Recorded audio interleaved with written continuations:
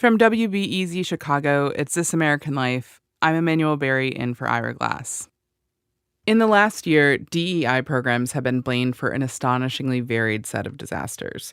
The Los Angeles wildfires, the Baltimore Bridge collapse, Boeing jets falling apart, the Secret Service failures leading to the assassination attempt on Donald Trump, and memorably, the midair collision between a helicopter and a passenger plane in Washington, D.C. last month. All of that, obviously, was the fault of diversity, equity, and inclusion. In other words, marginalized people having jobs means bad things happen. I'm a Black person.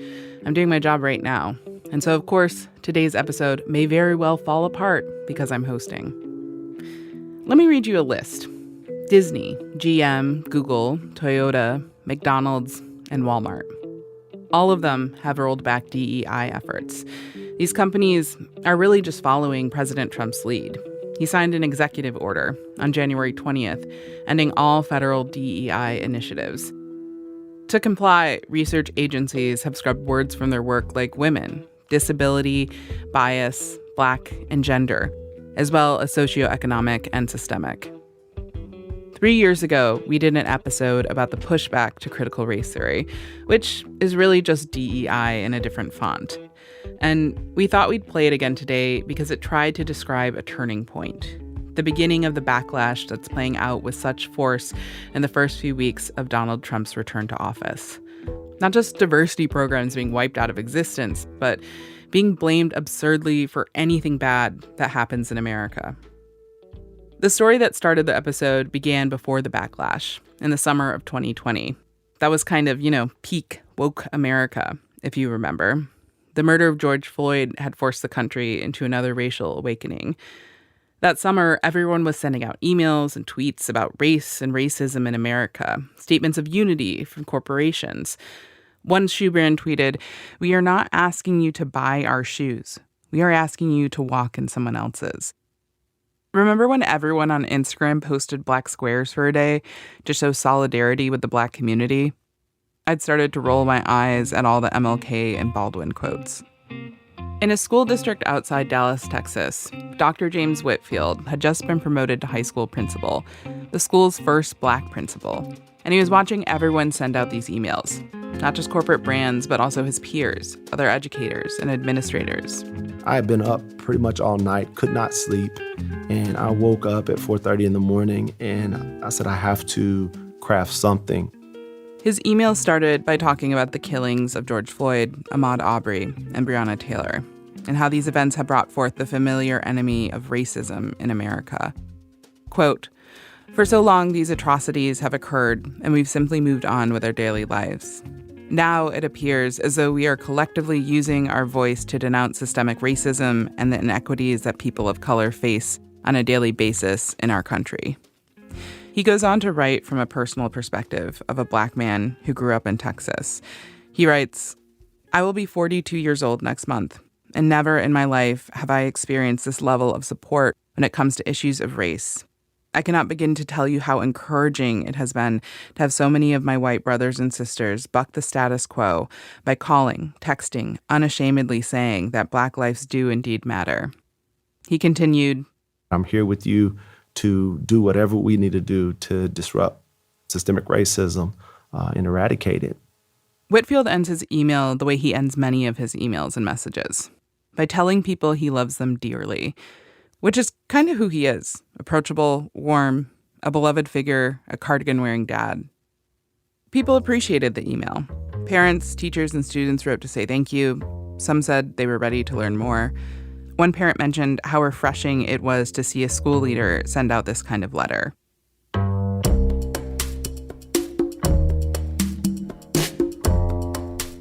A year passed, Whitfield's first year as principal, and it's a tough one because, the pandemic, but he made it through. And then he arrived at the summer of 2021. It is a very different landscape from the summer of 2020. In fact, the script has flipped. Public conversations have moved from let's all try and understand and talk about systemic racism to let's never mention systemic racism. This is especially true in Texas, where Dr. Whitfield is. In Texas, the conversation is suddenly all about banning critical race theory. Critical race theory, CRT, you've probably heard about it. It's a way to chart how racism is ingrained in the American legal system and other institutions. But at this moment, CRT has become kind of a boogeyman, a quick shorthand, to shut down anything acknowledging racism or even blackness.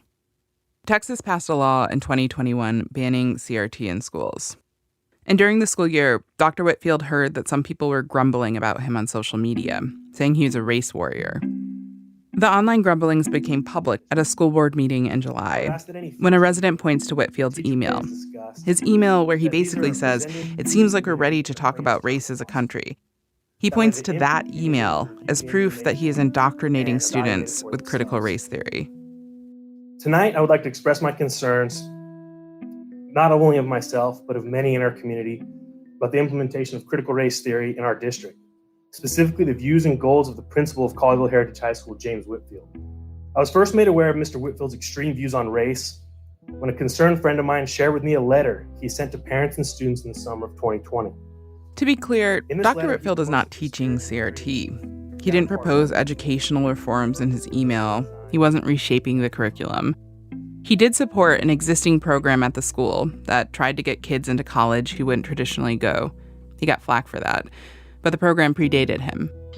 People complained about an approving mention of the Southern Poverty Law Center, but also that he quoted Gil Scott-Heron in an email saying the revolution will not be televised. And, of course, that email from 2020, where, like everyone else in 2020, he denounces systemic racism. Later in this letter, he goes further. Mr. Tesson, Mr. Clark, yes. We really prefer that you don't criticize a particular employee of the district. Okay. If you have any issues, How about you fire that man? How's that? Sir. How about you fire that man? Sir. At the time, it seemed absurd that this would actually happen, that Dr. Whitfield would be fired. A handful of people at a board meeting demanding a respected and newly hired principal be fired for promoting an academic theory he wasn't promoting, that seemed hard to imagine. But over the next few months, that is what happened. In August, the board placed Dr. Whitfield on paid administrative leave, but didn't give a reason why. He talked to the media about it. In September, Dr. Whitfield defended himself at a board meeting.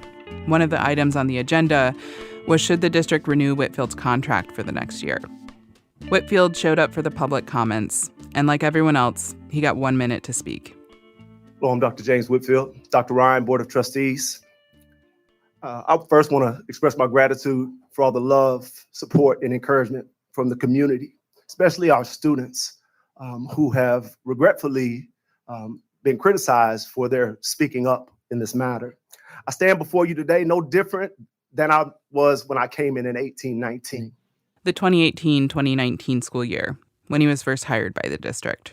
I'm an advocate for all kids. I believe every student, regardless of race, religion, sexual orientation, whatever bucket you want to put them in, I believe they all have they should have access to excellent, equitable education. Yes, I said those words. Unfortunately, my unapologetic stance for those things has brought us here tonight, which is disheartening. The attacks from people outside is one thing, but the outright silence and direct actions taken towards me by GCISD leadership team, sorry, trying to get this in, are what's absolutely heartbreaking. I can assure you, I have not changed. I'm still the same man today as when you hired me in 1819. You promoted me twice in 3 years. So I asked you, what has changed since July 26th? Thank you, Dr. Whitfield. Dr. Ryan. Excuse me, please. Sir.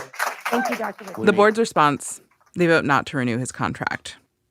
I reached out to the district and they said they were not going to talk about this. But in public statements they made earlier, they said the decision was not based on people calling for Dr. Whitfield to be fired. They list a bunch of other reasons, stuff like insubordination. A Facebook post he wrote defending himself was not okay with them, against professional conduct. He talked to the media instead of filing formal complaints with the school. As they read this list at the meeting, you could hear students and parents who came to support Whitfield scoff at the items being read. The fifth reason for the recommendation: Dr. Whitfield has diminished his effectiveness by dividing large sections of the community by continuing to raise. Please stay quiet. The response went on for so long, she never got to finish the statement. Please be quiet. It said he was dividing large sections of the community by, quote, continuing to raise issues of critical race theory. Dr. Whitfield lost his job. What changed over the last year? As Whitfield said, not him. That email didn't change. The black squares are gone from Instagram. The random reparations money from friends, gone. We went from anti-racist books crowding the bestsellers list to banning kids' books about Rosa Parks. For Dr. Whitfield, the consequence of getting caught in this backlash is he's no longer in the one place he really wants to be. When I spoke with him in early November, he told me he was still dropping his kid off at elementary school. The high school is across the street. Oh, I mean, I look over there every day. I can't just not look, right? My wife is just like, well, just try to look the other way. And I can't. As I'm driving by, you can see, down one of the main hallways, right? There's these big windows and you can see right down the hallway. And so as I'm walking by, I'm envisioning the different classrooms and the teachers that I would check on every morning. And, it's 3 stories. And so by the time the first bell had rung, I was already at 10,000 steps, right? Because I'm running around this place, checking in on teachers. And so I think about that every morning.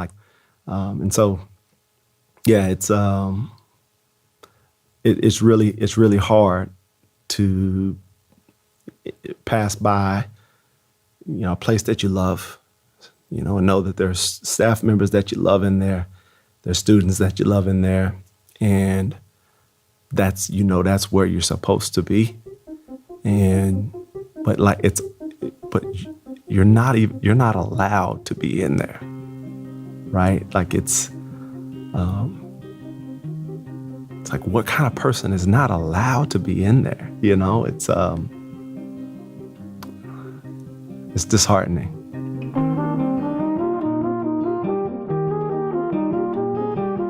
The line of what's acceptable to say about race and racism in America, it moved. It's as though we were having one argument and then the terms changed. And that shift has left many Black people exposed and vulnerable and living with those consequences. This backlash, it's not surprising. This is what America does.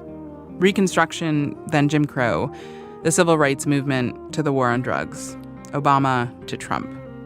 So no, it's not surprising that there is backlash. But what I am surprised by is the way people have been caught up and tangled in it. The choices they've made to either further twist themselves along the line of what's acceptable or move away from it. The way Black people have had to reconsider what to say and the fallout that comes with those choices. Our show today, 2 stories of people trying to figure out what to say or if they should say anything in this moment of backlash. Stay with us.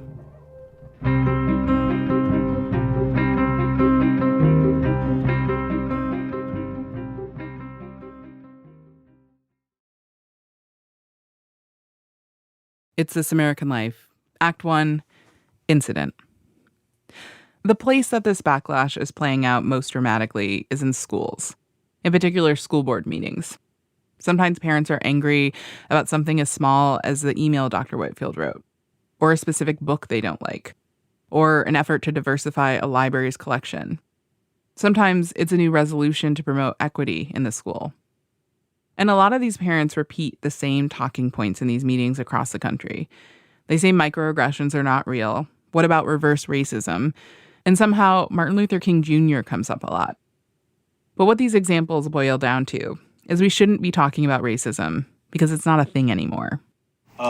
First thing I want to say, and it's a fact, that Traverse City is not a racist city, and the U.S. is definitely not a racist nation. This is from Traverse City, Michigan. This thing about this racism, we have been marching away from racism by leaps and bounds for decades upon decades. I keep wondering, what is it like to be a kid in one of these towns? For kids of color especially. when some adults are saying racism is a problem and other adults are saying it's not one at all. For instance, the meeting you just heard from Traverse City, what's so remarkable about this particular meeting is that what these parents are partially responding to is a clearly racist incident in their schools. I've been talking to a kid who was targeted in that incident, a 16-year-old Black biracial girl named Nevaeh, about what happened to her. And her story is so much more personal and immediate than what you get from any of these meetings. A quick warning, this story might not be appropriate for kids. Here it is, Act 1. A year ago, Nevaeh was a sophomore in high school who didn't think about her Blackness too much. Yes, she lives in a mostly white town, 90% white. And yes, she's often the only person of color in a given room, including her family. She's adopted. They're white. But her journals were not filled with tragic Black girl in white town cliches. She was writing fiction, fantasy, young adult, romance. I love fiction writing more than anything. I could not write poetry or nonfiction. And then I'm also really interested in psychology. I've taken that class I'm on my second year taking it now. I find it really interesting. When you say psychology, what is it about psychology that you're interested in? I love learning about why people act the way they do in certain situations. The brain is cool, but I'm more onto the behavioral aspect of psychology. Nevaeh is a self-proclaimed overthinker. And she does this thing when you talk with her that makes her feel both mature and young at the same time. Is that when she doesn't know something, she says she doesn't know it with such confidence that you feel assured that someday she will know that thing. A year ago, Nevaeh would have described her high school and her experience there as typical. I mean, there are groups here and there, but it's not you can't sit with us, you're not that type of person. It's not Mean Girls situation. No, it's not like that at all. Nevaeh had a lot of friends. She wove in and out of a bunch of different groups at school. And then she had her inner circle. One of her closest friends in that circle, someone she talked to daily, I'll call Katie. We met in 7th grade, and we went to the same school for 7th and 8th grade, and so we were really close. And then 9th grade came along, and I moved schools, but we still kept in contact, and we still talked all the time. During the pandemic, they would sit on FaceTime together and hang out. Katie was a person who could talk Nevaeh down when she was stressed, especially about school. They were also goofballs together. They'd go to the mall just to try on outrageous outfits and crack each other up. The racist thing that happened to Nevaeh, the thing that led to those heated school board meetings, that happened in the spring of 2021. And it started with a text from Katie. And just said that she was in this really messed up group chat with her friends. It was late at night and I was tired, so I didn't really I was oh, okay, if it's really that bad, you should leave. I'm gonna go to bed. Nevaeh wasn't really sure what Katie was talking about, so she brushed it off. She woke up the next morning to more messages from Katie about what happened in the group chat. She texted me and she was hey, you were in it. And I was oh, I was in it? What's it about? And then she told me, she was just oh, they're bad stuff. They're selling people. And I was oh. The group chat was called Slave Trade, with 2 purple devil emojis. It's about half a dozen, mostly white students, listing their Black classmates for sale, posting their pictures and throwing out bids, as if they're in an auction, like a slave auction. Apparently, Nevaeh was one of the people in the chat who was quote-unquote put up for sale. My first reaction was, how much did I go for and who did I go to? Full honesty there. And she said that I went to her for free. The chat is essentially a private text thread that after some time disappears, a feature of the Snapchat app. Some students tell the school district about the chat. The school calls Nevaeh's mom and the parents of other students. And it's while her mom's on the phone with the school that it all starts to sink in. And at that point, I was I was sold. I don't know how bad that is, but I assume it's not the best. And so then I asked my friend to give me screenshots, and she did. This is what they say. First screenshot, one student. What up, niggas? New group chat for making fun of Black people. In reply, very nice. Another screenshot. All Blacks should die. Let's have another Holocaust. Yay, someone cheers. I concur, says another. Picture of a Black kid. Homo goes for 50. Man sus. He comes as a bonus. He's free. Someone else adds, man so gay, I'll kill him for Jesus. Another screenshot. Picture of another Black student. -10 for autism, someone says. 50% off sale. Picture of 2 Black teenagers. Someone says they can run, but they can't hide. 100 each. Double the trouble. They like picking cotton. Someone makes an offer. I'll take them for 150 as the pair. Another screenshot. Picture of Nevaeh. She's in a red crop top and jeans and a hat, posing near a tree. Written underneath, starting bid 100. Ew, someone comments. Another ew, followed by another.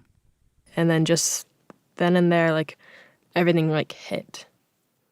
I was disgusted to the gut. Like, it was just like, oh my gosh. Like, I joked with these students before, like, I couldn't believe that they would think of typing something that they thought, like, it would be okay. After, like, everything with Black Lives Matter this last year, it was just like, wow, okay.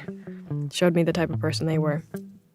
It's almost like Nevaeh's inside the darker, not funny version of that Eddie Murphy skit. Maybe you've seen it. The one where he goes undercover as a white man and discovers all the things white people do when there aren't Black people in the room. She had a new window into who her classmates were in private in these screenshots. It was the spring of 2021. Luckily, she was in remote school. She wouldn't have to face them until her junior year started in the fall.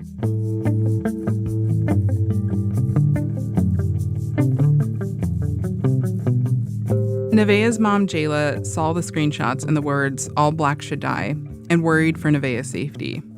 She emailed all the school board members, went back and forth with school administrators. She felt like no one was taking it seriously. She called the police. The police investigated the group chat. A few weeks later, they told Jayla that there were no chargeable offenses. Jayla's confused.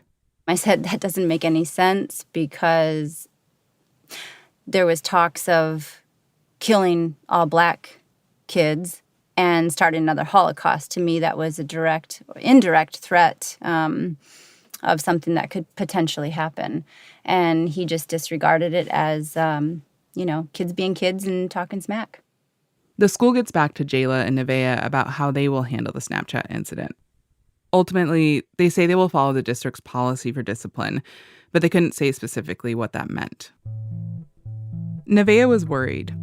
It seemed like the whole thing was just going to be swept under the rug, and she wanted people to know what happened. She hadn't done anything to be a part of the Snapchat except be Black. Should she speak up? But she worried over that too. If I say something, will people think I'm overreacting? But if I don't say anything, will anyone else even know about this?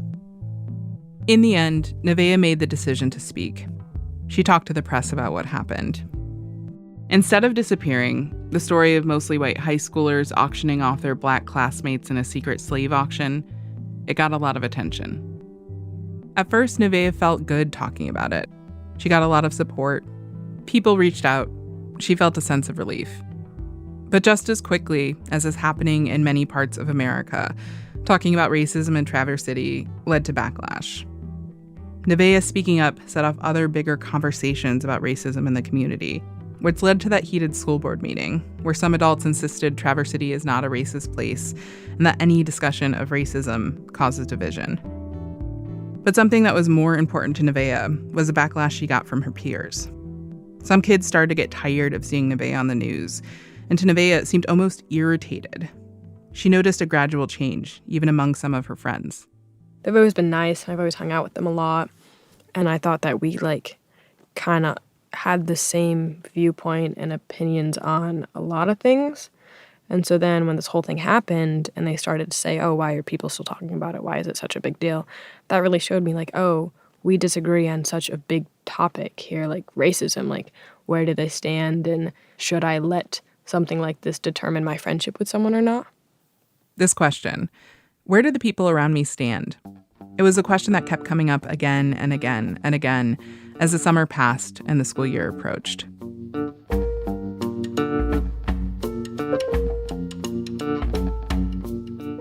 In the fall, she went back to school in person for the first time since the incident. Nevaeh is a junior. She looked around and wondered, who are my friends? Who can I trust? Who thinks it's okay I was sold in a slave trade? Nevaeh thinks to herself, I can be friends with anybody. One of the kids who participated in the Snapchat slave trade, I'll call him Luke. They were texting right after the incident and again just before school started. The text said, like, oh my gosh, I'm so sorry, blah, blah, blah, blah. And then I've had other students come up to me and be like, he's really sorry. He is scared of you now. He is Good. Yeah, he's scared of me now. The second time he sent me an apology, he was like, oh, I want to be friends with you again. And I was like, okay, like, I'm cool with being friends with anybody. They texted a little, but it wasn't the same. Luke's a chatterbox and a jokester, Nevaeh says. They were old friends. They've known each other since middle school. But she couldn't talk to Luke about what happened. It seemed like he just wanted to move past it without ever addressing it. And then it just got weird because it felt like, I mean, there was something we couldn't discuss between each other. And it was a thick line between us that it was just like kind of awkward. And so I just stopped talking to him. Luke was the first friend Nevaeh was forced to make a decision about. Maybe she couldn't be friends with everyone. As the weeks passed, she started ignoring him. Like, if she sees him in the halls, she'd look at her phone, walk to the other side. Staying away from Luke meant she distanced herself from other friends. Like, her one friend I'll call Leah. She's like, hey, like, I know how wrong, like, what he did, but I am friends with him. And I've told her, like, hey, like, I'm not gonna be the one to tell you who you can and cannot be friends with. Like, if you want to be friends with him, you can be friends with him. And I've just been like, hey, if you are friends with him, you have to understand and consider the fact that, like, I'm not going to be around as much. Like, I'm not going to hang out with him when you're hanging out with... I'm not going to hang out with him at all in general. I think it's just hard for her to, like, I guess, let him go. So Nevaeh tries to navigate this new social landscape on her own. But it's not simple. Take this one time a couple months ago. Nevaeh was meeting Leah at a football game. She got to the stands, and Luke was there. Nevaeh had no idea he would be there. I'm not going to be a baby about this. I can be mature, and I don't have to speak to him. I'm not going to make a big deal out of this. So then I was just like, okay, like, I want to watch the game, so I'll stay. The game started. Leah called a player trash for making a bad play. Then Luke, who's behind Nevaeh with his buddies, defends the player, mocks the girl who shouted, calling her mean, telling her he'd never say something so mean. It rung in Nevaeh's ears. Then I just, like, I stopped, and I, like, turned around, and I was like, really? And then he looked at me, and his mouth just, like, dropped open. And then his friend started, like, Nevaeh, you don't need to bring that up. Like, come on. No, thank you. Like, he's already been through enough. Nevaeh didn't want to cause trouble for Luke. She wished him well. She just couldn't pretend that nothing happened. And she couldn't stop questioning a lot of her relationships, even her relationship with Katie. It was never clear to Nevaeh if Katie had participated in the chat. They were friends. Katie's the one who told her about the chat. It didn't make sense that she would have joined in. But Katie had said she'd bought Nevaeh for free. That detail stuck with Nevaeh. Then she started to hear from other people that Katie had said stuff. Was that true? The screenshots Katie sent Nevaeh didn't have the full conversation. In the screenshot she does have, Katie says nothing. Was it possible there was something in the missing parts of the chat? Nevaeh wondered, did she laugh at me? Did she place any bids? No, she probably stayed quiet, didn't say anything. She's the reason I even know what happened. Nevaeh was scared to ask her, so she didn't. They continued to be friends, but the uncertainty weighed on Nevaeh. As much as I'd like to think she wasn't the type of person to do this, all of these people who were in the group chat were her friends. She hung out with them every day.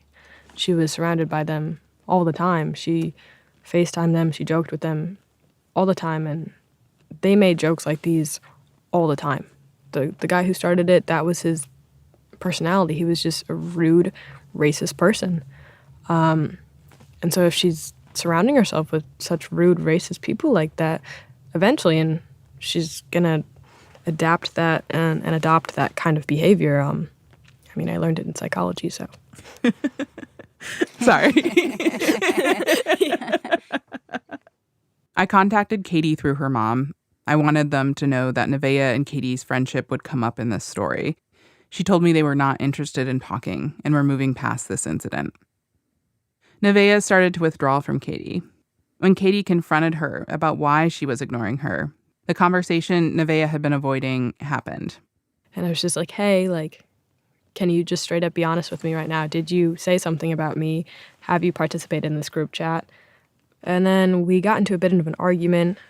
She called me rude and low for ever suggesting a thing.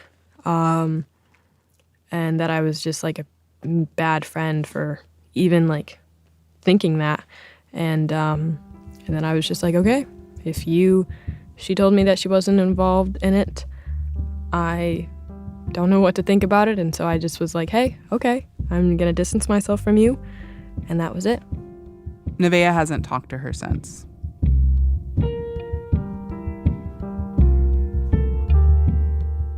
The Snapchat slave trade was almost 9 months ago. Because there was a school investigation and a police investigation and a Title IX investigation, lots of adults, school administrators, police, know exactly what was said in those messages. But Nevaeh doesn't. It really bugs her.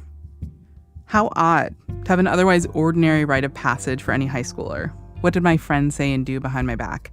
Actually have a documented answer. Nevaeh says she asked for the full conversation from the school, but they never gave it to her and told her Katie shouldn't have shared it. They told her if she wanted to see more, she could file a Freedom of Information Act request or a FOIA request. So she did. I did too. And then Nevaeh waited.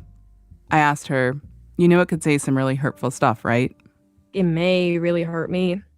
I think that if I see it, I can handle it and I will handle it. And give me closure, not only like for me, but like closure, like if Katie participated or not, because I'm still questioning that. Was it the right decision to just cut Katie off, or was I just paranoid? You know? What else was And so just seeing if Katie participated or not, and then seeing what else was said about me, those two things will just give me like the most closure ever.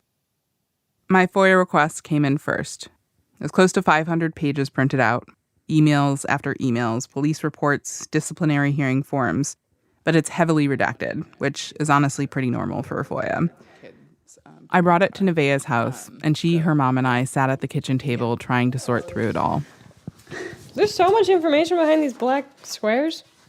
Well, Wow, really? I just, cross out their names, but show me what they said.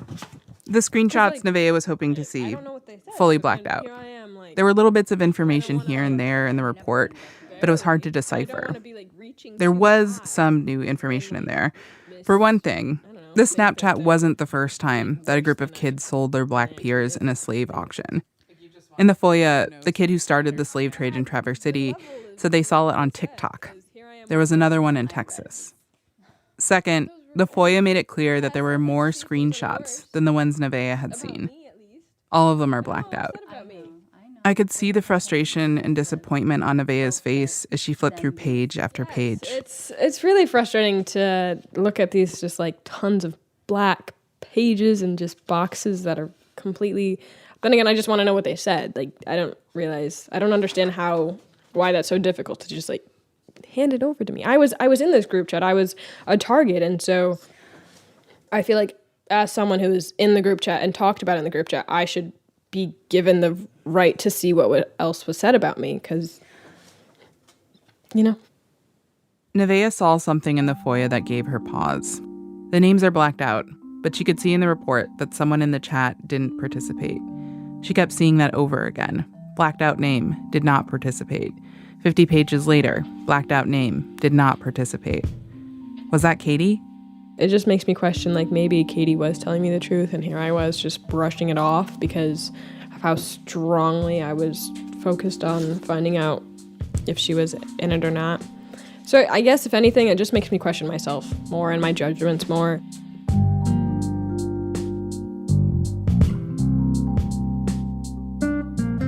The next day, Nevaeh sent me a text. She made the choice to believe that the blacked out name, the person who did not participate, was Katie. Reading the FOIA made Nevaeh think about their relationship, about who she could trust, something she'd been struggling with. Before this incident, she had no reason to think that Katie wasn't an honest person. She said she reached out to Katie to apologize, and Katie had responded. Nevaeh did not just want to know what was said about her in the chat.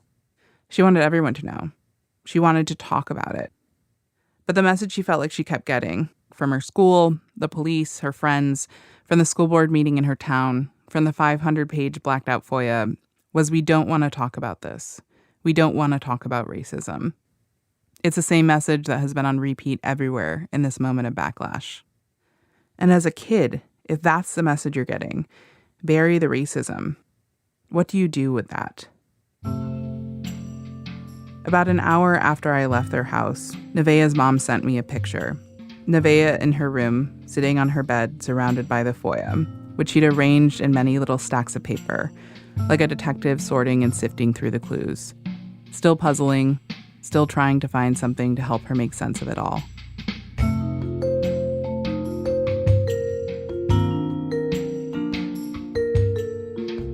Since the story aired a few years ago, Nevaeh has started college.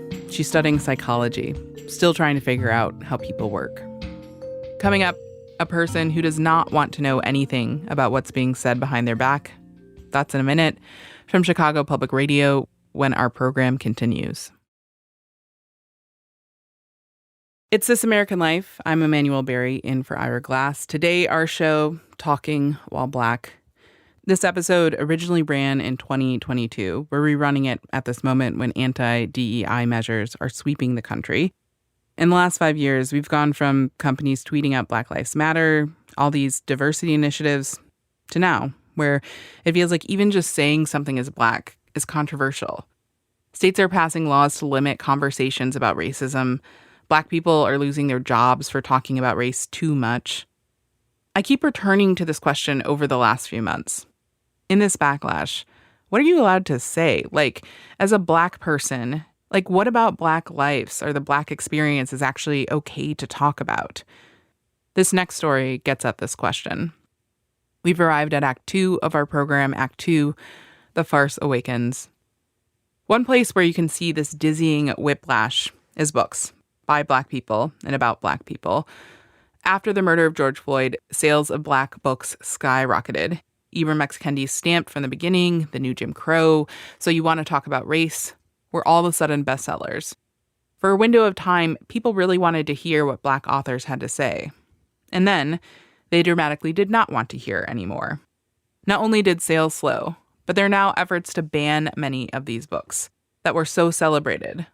Producer Chana Joffe-Walt spoke with one author who found his book banned, and whose professional arc is sort of a mirror for this backlash. Here's Chana. I learned about this particular banned book from Deborah Caldwell Stone.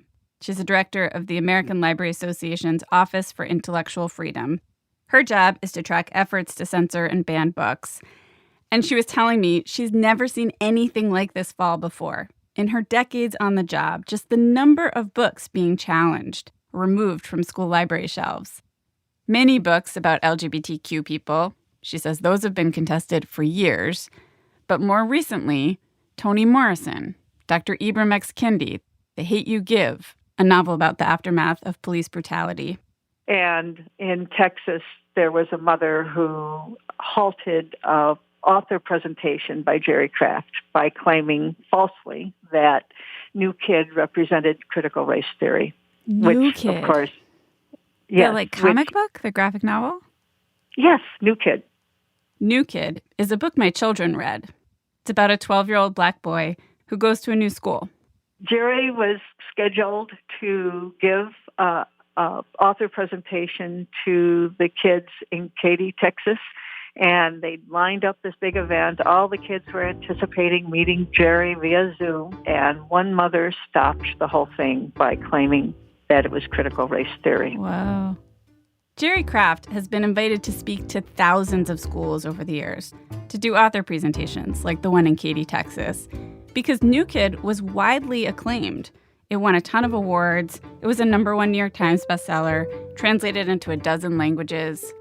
New Kid is a semi-autobiographical graphic novel about a boy, Jordan, who wants to be an artist and go to art school. But his parents put him in a fancy private school. Jordan is one of only a few Black kids. A lot of the kids are wealthy, the campus is vast, And you watch Jordan, this funny, earnest kid, navigate a new environment. There's culture shock, there's new friendships. It's part fish out of water story, and part just kid in middle school figuring out crushes in the cafeteria, and things like, should he do sports or the musical? Jerry Kraft told me when he put New Kid out there, the response was amazing. Everything. It was all like a great big hug from the world.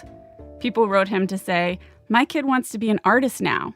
My kid loved your book. Or, hey, my kid has never been a reader before and he read your book 3 times. Like, that's what I'm used to. When it's like... Love. Right, used exactly. To love and admiration. Right. Yeah. So now it's like, hey, can you comment here in the BBC? I'm like, no. Like, what is this? This is not his thing. Controversy. Jerry was a kid who loved to draw, who became an adult who kept drawing. He spends most of his time in a room by himself making pictures. When he published New Kid in 2019, Jerry had been writing comics for decades. This was the book he'd always wanted to write. The book he wished he'd had as a kid. With the Black character who seemed just regular. Jerry says he remembers going to the library as a kid, and it was always the general books and the Black books. The general books are Wants to Live Better, and our books, Just Wants to Live. Your books, His Father is King. Our books, His Father is Gone. Lives in a Magical Kingdom, Lives in the Hood. All the books with Black protagonists were history or misery. No kid like me ever made it to the end of a book.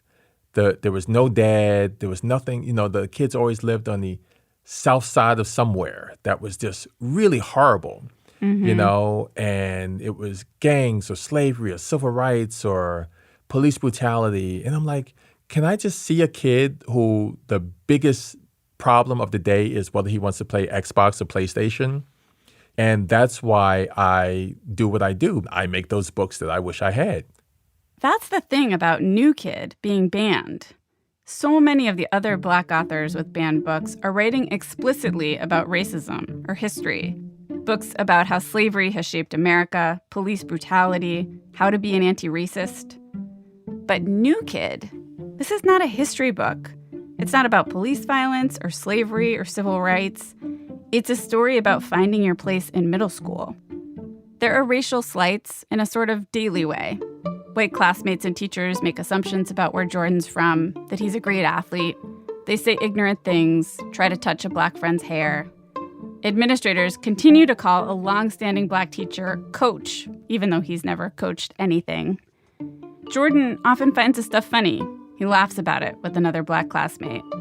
Sometimes he finds it confusing or annoying, but it's not tragic. These are just things that happen on the way, alongside lots of other experiences with his white classmates and teachers, including good experiences. Honestly, the most dramatic thing that happens in this story is that Jordan loses his sketchbook. What is there to object to?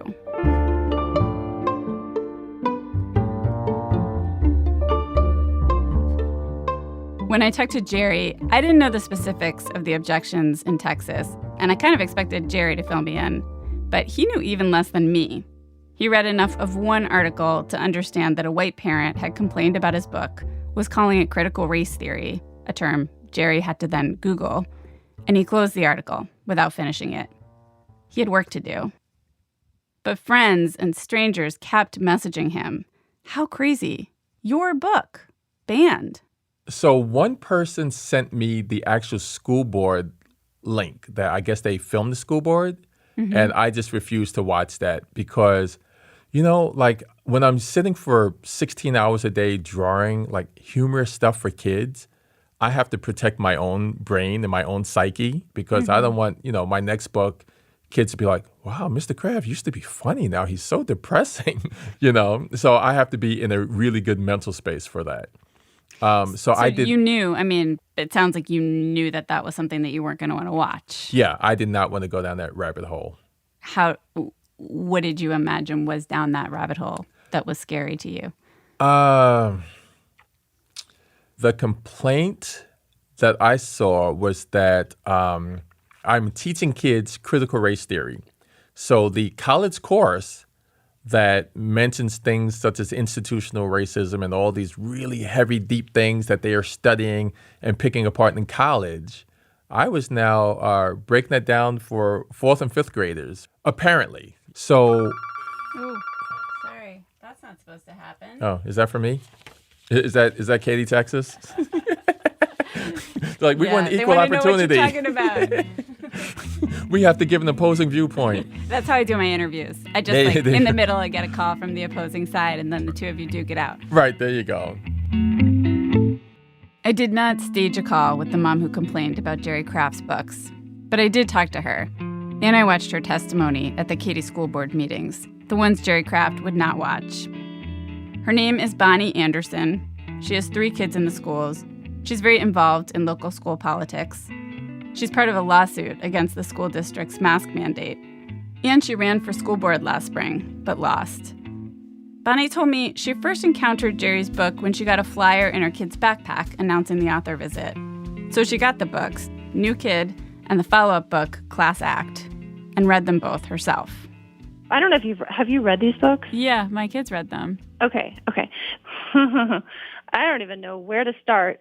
So the first thing that I noticed is all of the microaggressions that the author is depicting. Microaggressions, meaning the everyday, thoughtless stuff white people in the book say around Black kids. Bonnie worried how reading those depictions might make white kids feel.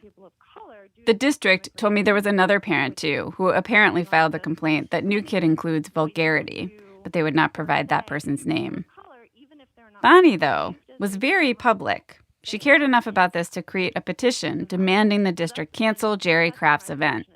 It got 400 signatures. To Bonnie, the book has a clear agenda. Jerry set out to convince people systemic racism is real and show how privileged and awful white people are. He's dressing it up with funny or dramatic moments that to her seem totally over the top. Like the scene where the dad gets pulled over by the cops and is super nervous. She says, "You really think that happens?"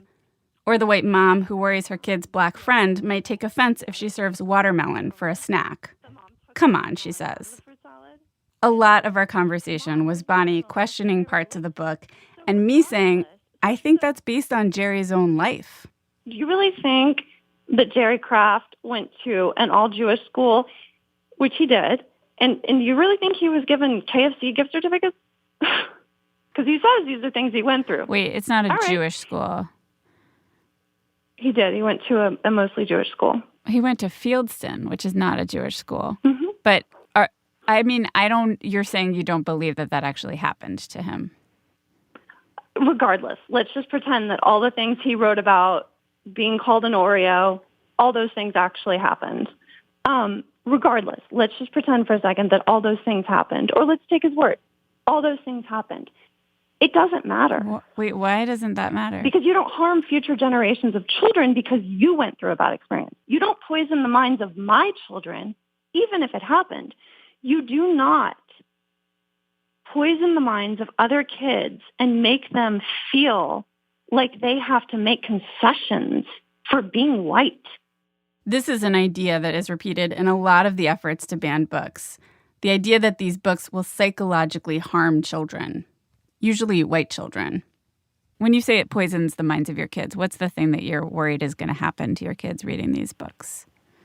So these books teach children the preordained conclusion that white children have wealth, status, and race privilege, while children of color must suffer the racist ignorance of these privileged families. You remember from the books that the white mom does nothing but play yoga all day, and the white boy feels neglected, and they live in a mansion, and they drive in the Range Rover.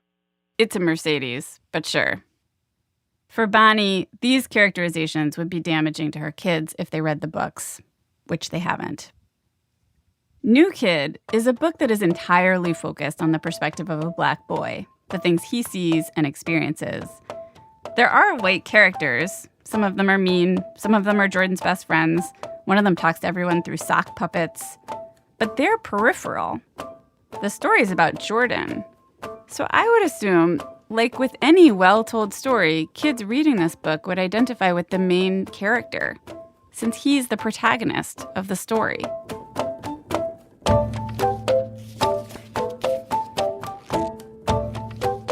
I want to say something here I feel obliged to say, but also feels a little embarrassing for all of us that I have to say it at all. This book, Jerry Craft's book, New Kid, is not critical race theory. Jerry Craft did not create a fictional 12-year-old black boy, Jordan Banks, to promote a complex legal theory about systemic racism.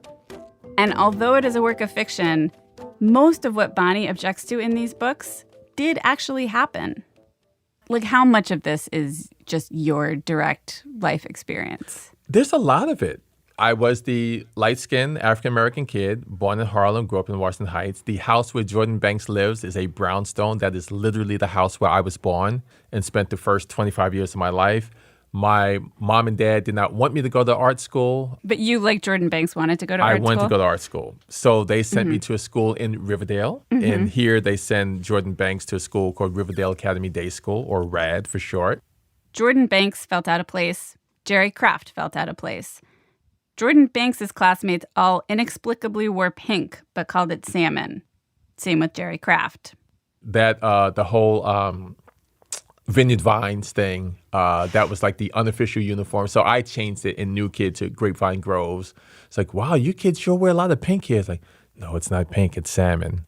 And all the things Jordan Banks observes or experiences, a white mom who worries about serving watermelon, a nerve-wracking interaction with a cop, white classmates touching your hair, assuming you like basketball. They happened to Jerry or Jerry's kids. Being called the wrong name, you know, hey, DeAndre, I'm not DeAndre, I'm Drew. Like that's the other one? Right, that's the other one. That's what's so interesting to me about this book in particular, being kind of drawn into this CRT battle that's supposedly about history. But your book is not a history book. This is like literally just you writing down the story of your life. Right. Yeah. It literally is like based on what I actually see. There's nothing that I haven't lived myself. With one exception, those KFC gift certificates, Jerry says he made that up. One other thing Jerry pointed out that really happened to him. The last chapter of New Kid, it's called The Farce Awakens. It's when Jordan loses his sketchbook, the one he carries everywhere. He's super stressed because it has all his thoughts and drawings from that year. It's sort of like a visual diary. It turns out his teacher, Miss Rawl, is holding his sketchbook when he comes into the classroom. She's read it. And she reads and she's like, Jordan, you know, why are you so angry? It's like, I'm not angry, you know, and like. And the teacher's upset about what's in the notebook. Right, because he will complain about being called the wrong name or, you know, just different things like that, or people touching his friend's hair. And so she's like, Jordan, you're special, you know, like you're here. And he's like, yeah, but Miss Rawl, like, would you take a job at a school in my neighborhood so you can be special? And she like kind of gets on him. He's like, so let me get this right. It's okay for this stuff to happen to me. It's just not okay for me to talk about it. And that sums up this whole thing that's going on now. Oh. Right? There are things based on my life and based on my kids' lives. Does it feel like a grown-up version of what happens to Jerry Banks in your novel? I love how you said Jerry Banks because that is right. Jordan No, Banks. You're right. It is Jerry Banks. We are one and the same. No, it's exactly the same. Yeah. It is, you know, Miss Rawl found Jordan's sketchbook and said that it's a polemic and that it's angry. And this woman found my book and says it's a polemic and it's angry. And, yeah. I went back to that last chapter recently. And what stood out reading it this time, knowing it had been banned, is that even 12-year-old Jordan Banks knows that his account of his own life will not be acceptable to his white teacher and is better kept in the safety of his journal. He knows his teacher won't be able to read it without feeling personally attacked. He knows that what has happened to him will not matter as much as how it makes her feel to read about it. He already knows that even if it's all real, she'd rather he keep it to himself.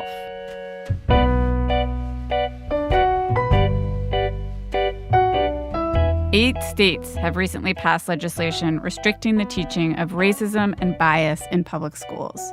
Texas is one of them. Nearly 20 more states have introduced or plan to introduce similar legislation. These laws almost never list specific books you can't teach. They talk about feelings. They prohibit teaching any lessons that might make students feel, quote, discomfort, guilt, or anguish because of their race.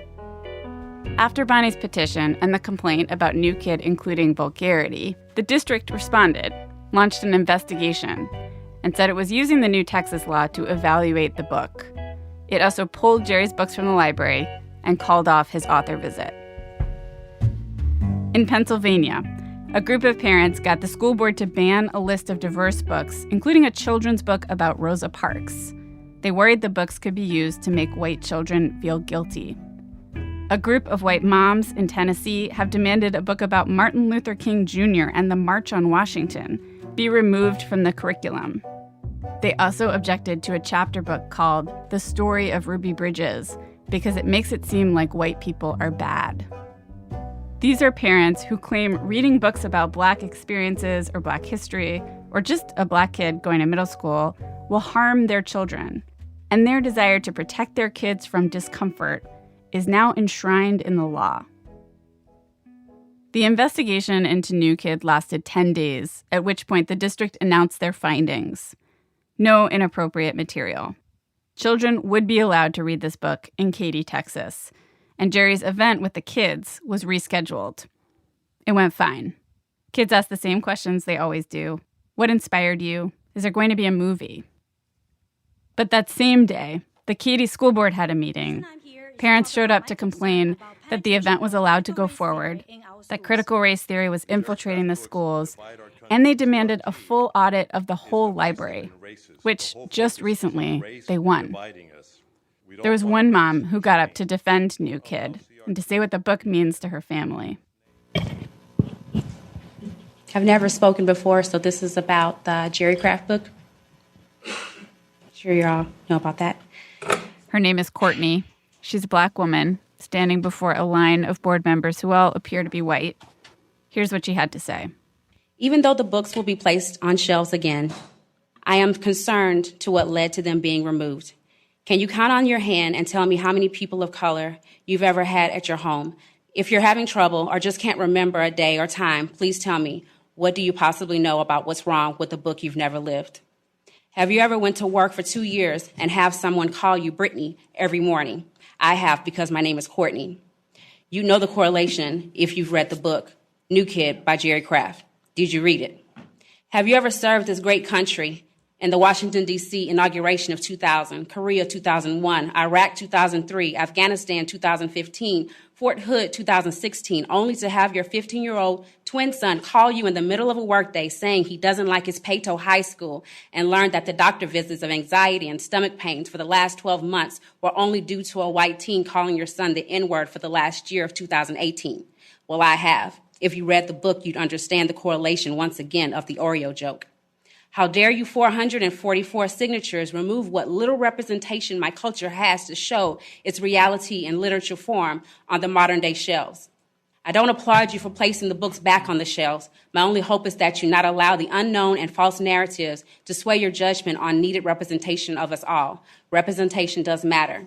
Please don't thank me for my service. I do it because I love it. Many friends in battles have died and bled for it. As for Katy ISD, do what you should and need to do to uphold the standards of fairness, justice, and representation for this school district so I can thank you for yours. Thank you. Thank you. The next speaker is Emily Lewis. Mr. President, I seem to have a problem with our time. In so many corners of the country right now, parents, usually white parents, are showing up to meetings just like this to express their fear, to say they don't want their children harmed or feeling uncomfortable. Courtney is talking about harm that is already happening. And Jerry Craft is already uncomfortable. He wrote a whole book about feeling uncomfortable. He told me, you just learn to deal with it. He never had any laws protecting him from discomfort or school boards worried about his discomfort.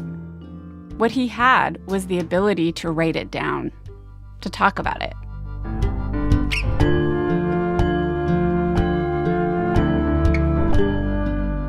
Chana Joffe-Walt is one of the producers of our show. Well, find me on the water, gone with the wind. Some just ain't right. I see the falling lights. I don't know, but I ain't never coming back again. Ain't trying to argue with him. He talking Marxism, critical race theory. Yeah, I'm getting weary. Say they names, but a man died. George Floyd. Did that move you? Breonna Taylor. And all the church could do was debate you. Our program was produced today by Robin Simeon and me, Emanuele Berry, and edited by Chana Joffe-Walt. The people who put together today's show include Bim Adewunmi, Susan Burton, Ben Calhoun, Zoe Chase, Dana Chivas, Sean Cole, Michael Kamate, Andrea Lopez Cruzado, Damian Grace, Seth Lynn, Mary Marge Locker, Tobin Lowe, Lena Masitzis, Michelle Navarro, Stone Nelson, Catherine Raimondo, Elise Spiegel, Laura Sarcheski, Christopher Swatala, Matt Tierney, Julie Whitaker, Chloe Weiner, and Diane Wu. Our managing editor is Sada Abdurrahman, and our senior editor is David Kestenbaum. Help on today's rerun from Angela Gervasi. Special thanks today to New Leonard Media of Traverse City, Mark L. Wilson, Nicole Hannah-Jones, Orlando Dial, Eve Ewing, Rob Kerr, Sophia Husson, Seven Forson, Andrea Grace Makuna, Dami Lola Awofi Sayo, Jewel Coulter, Ami Chum, Michelle Togby, and Gianna Maltby. Since we first ran this show, Dr. Whitfield, the principal from Texas, has accepted a new position as superintendent of a small public charter school in the Dallas-Fort Worth area. Our website, thisamericanlife.org. This American Life is delivered to public radio stations by PRX, the Public Radio Exchange. To become a This American Life partner, which gets you bonus content, ad-free listening, and hundreds of our favorite episodes of the show right in your podcast feed, go to thisamericanlife.org/lifepartners. That link is also in the show notes. Thanks as always to our boss, Ira Glass. You know, he's instituted this new rule in the office. He gets to take one bite of anyone's lunch. And when I told him that was insane, he got pretty upset. I don't understand why that's so difficult to just hand it over to me. I'm Emanuele Berry. See, I didn't break the show. Ira Glass will be back next week with more stories of This American Life. They call it the social gospel when you speak out on police brutality. But in reality, it's a political agenda. They push a mentality. I'm setting my cell, leaving the island. I'm feeling like I am myself. I'm feeling like Bonhoeffer, Mr. Cornell, or Ida B. Wells. If our good works glorify, our God in heaven lift them high. The true church will arise while the institutional one dies.